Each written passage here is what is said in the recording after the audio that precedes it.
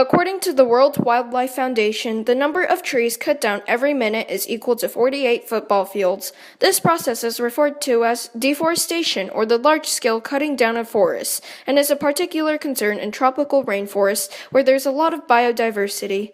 There are many effects deforestation has on our planet. Deforestation is considered to be one of the contributing factors to global climate change.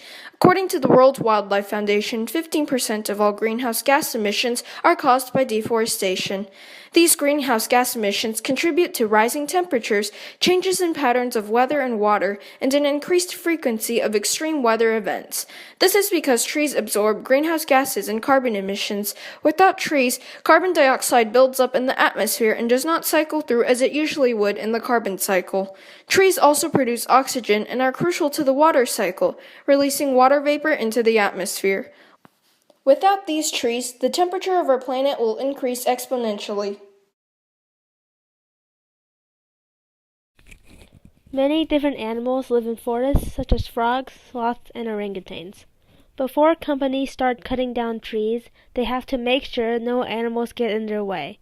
Many times, if an animal such as a tiger is a threat to workers, they kill them. After the land is safe, workers come and cut down all the trees in the region. When the land is cleared, the animals that lived there before are left homeless and without a source of food. This causes many endangered species to become extinct. One example of an endangered species is the Siberian tiger. These tigers live in temperate forests in Asia, but their population is decreasing due to deforestation. Deforestation leads to a loss of their habitat and other resources such as food. What can we do about deforestation? One way to fix this problem is to change how we harvest trees. Instead of cutting down every single tree, we can selectively choose trees to cut and leave others to try and maintain the ecosystem functions.